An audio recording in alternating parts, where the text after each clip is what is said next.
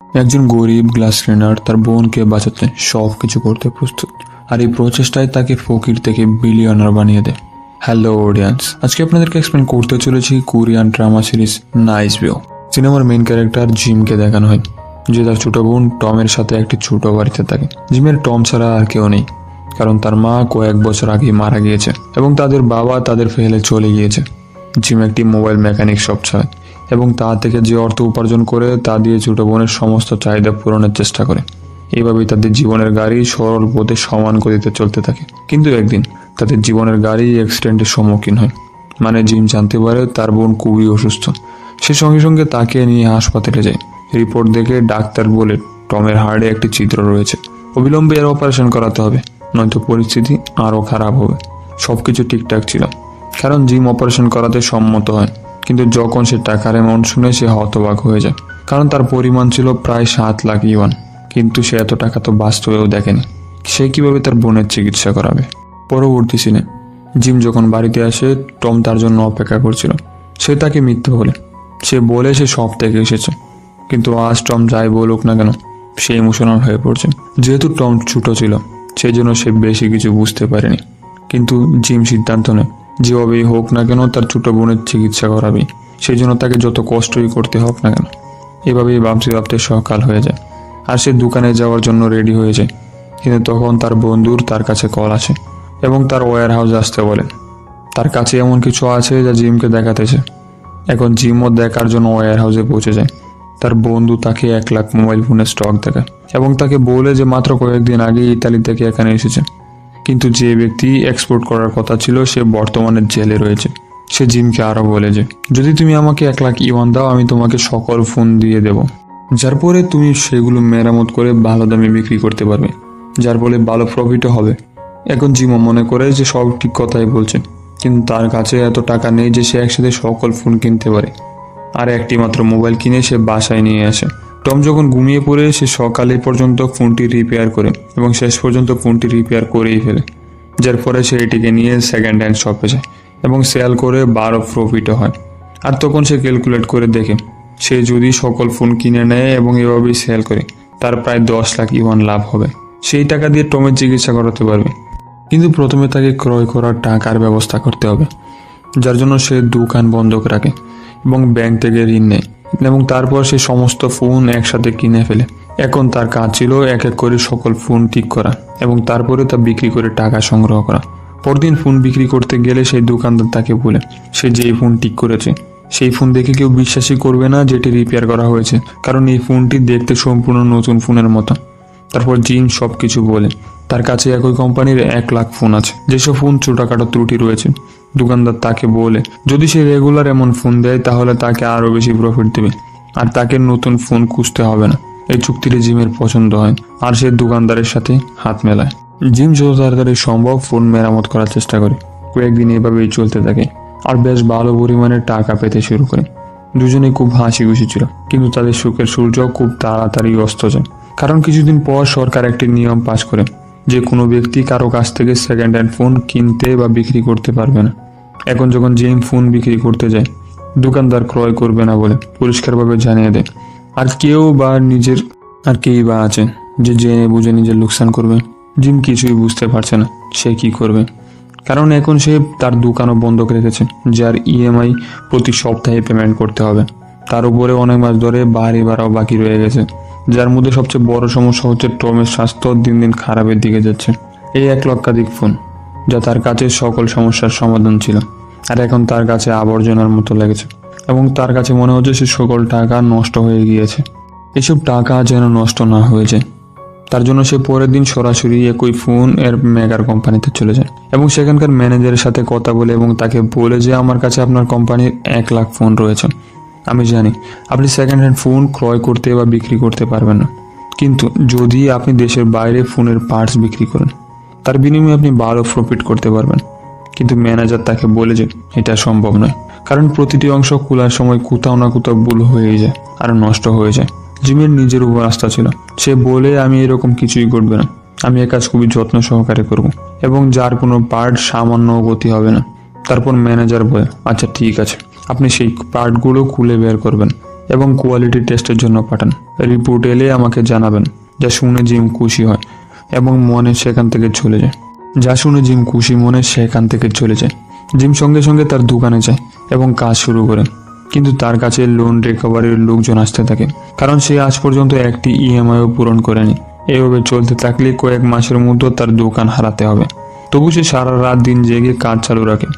এইভাবেই কিছু ডায়াগ্রাম এঁকে ফোনের মেইন স্ট্রাকচার বানায়। রাত দিন জেগে একের পর এক সমস্ত ফোনের পার্ট বের করে আনে। তারপরে সে এটিকে কোয়ালিটি টেস্টের জন্য পাঠায়। 2 দিন পর রিপোর্ট এলে সে খুব খুশি হয়, কারণ তার সমস্ত অংশ সঠিকভাবে কাজ করছিল।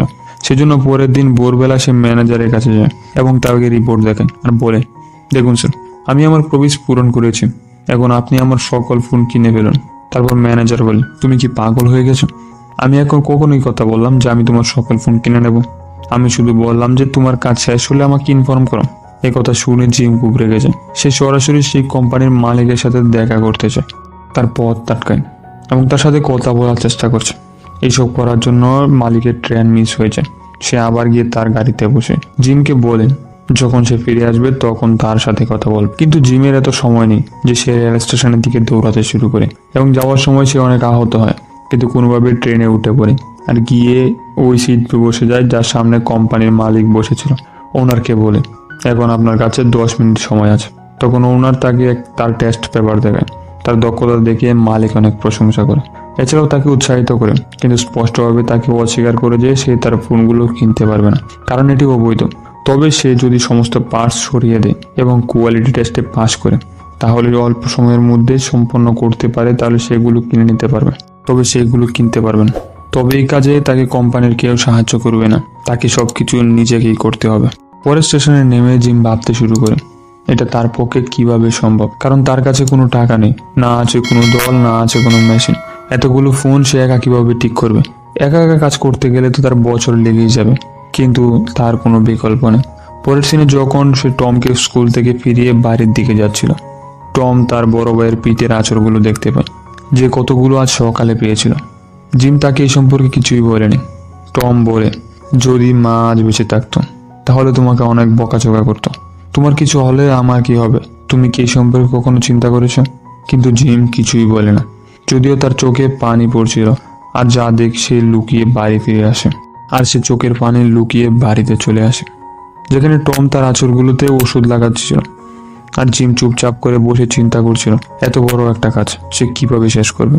তার একটা দল প্রয়োজন, যার জন্য বিশেষ লোক প্রয়োজন।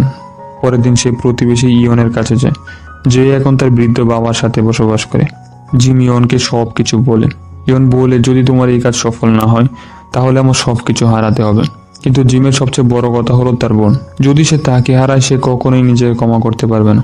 ইয়নকে বলে, তুমি আমাদেরকে শৈশব থেকেই দেখেছ, আমি নিজের থেকে তোমার উপর বেশি নির্ভরশীল। আমি তোমাকে বিশ্বাস করি, এই জন্য আমি তোমার কাছে এসেছি। আমার কাছে মাত্র 6 মাস সময় বাকি আছে। টমির চিকিৎসা করাতে হবে, আমাকে এই ঝুঁকি নিতেই হবে। পরে তার গল্প শুনে ইয়ন রাজি হয়ে যায়, যার পরে জিম তার দোকান এবং স্কুটার সেল করে দেয়, যাতে সে একটি জায়গা ভাড়া নিতে পারে, যেখানে 1 লাখ ফোন রেখে মেরামতের কাজ করতে পারে।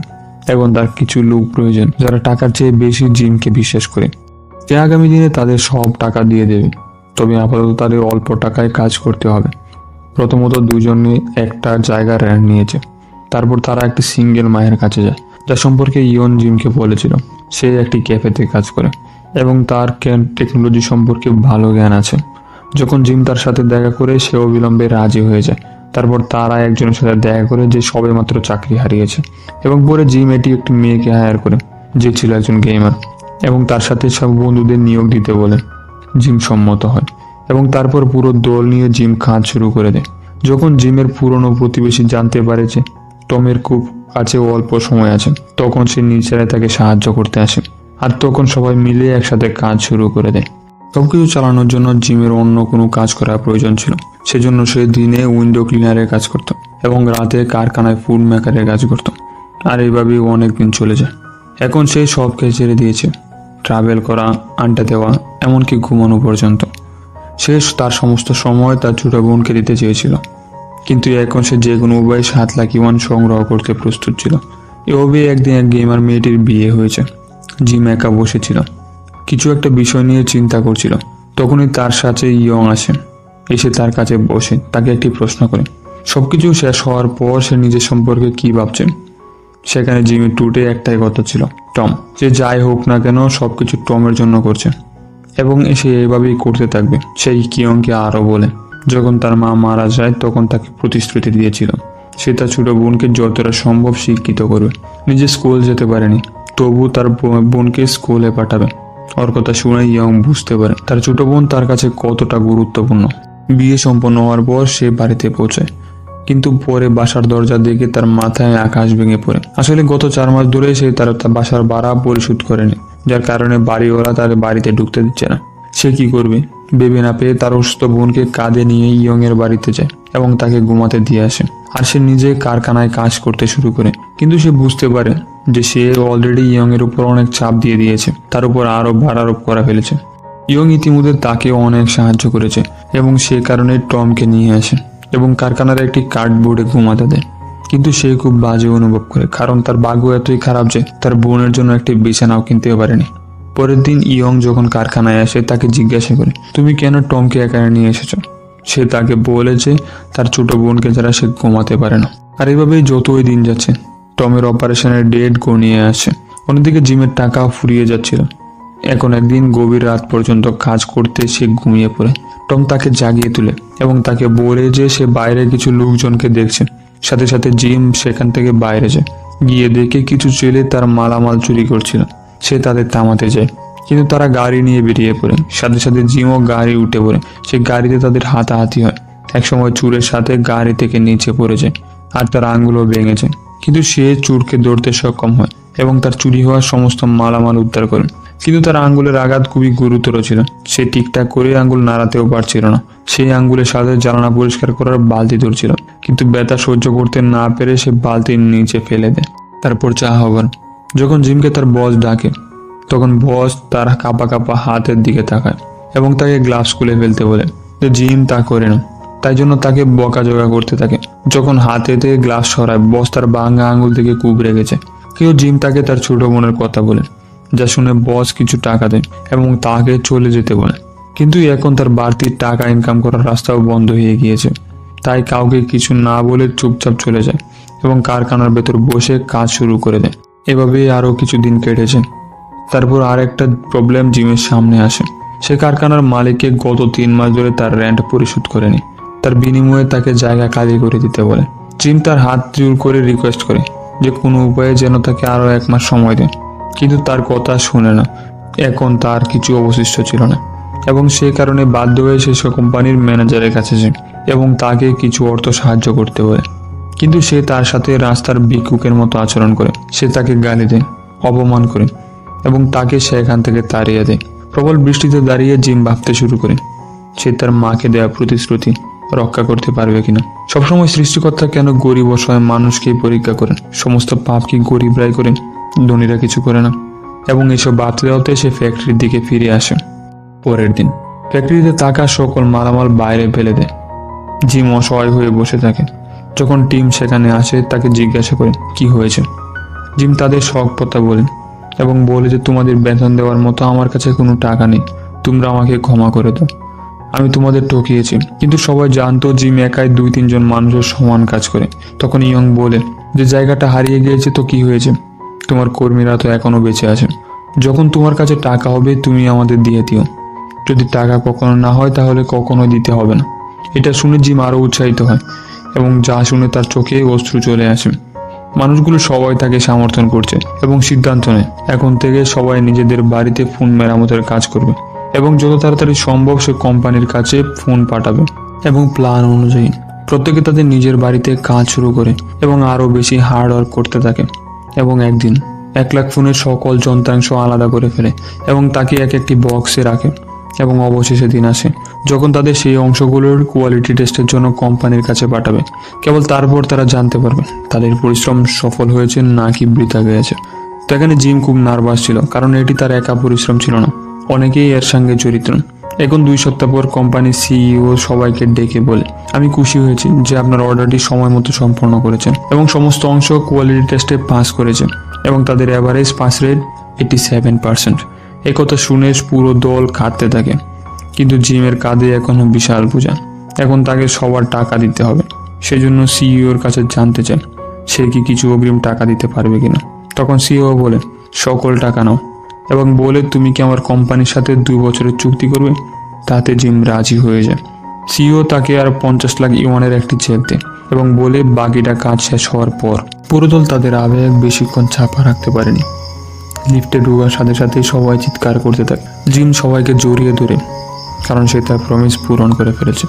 সঙ্গে সঙ্গে তার পুরো দলের জীবন পরিবর্তন করে ফেলেছে। সবার আগে সে টমের অপারেশন করা, যা সফল হয়। এখন 6 বছর পরের কাহিনী দেখানো হয়। সময়ের সাথে জিমের সময়ের চাকাও ঘুরে গিয়েছে। আমরা তাকে একটি মঞ্চে দেখতে পাই। সে এখন তার নিজের নাইস ভিউ কোম্পানির সিইও। এখন সে বছরে লাখ কোটি ফোন বিক্রি করে। আজ সে বছরে লাখ কোটি টাকার ফোন বিক্রি করে। আজ সে একজন বিলিয়নার। তার জায়গায় পরিবর্তন হয়েছে ঠিকই, কিন্তু তার ছোট বোনের ভালোবাসার পরিবর্তন হয়নি। তার ভালোবাসা সেই মানুষগুলো তার সামনে বসে আছে এবং পুরো টিম তার জন্য হাততালি দিচ্ছে।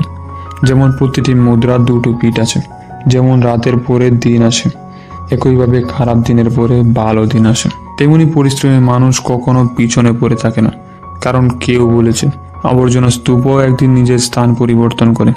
আরেকজন মানুষ তো দুনিয়ায় পরিবর্তন করে দিতে পারে।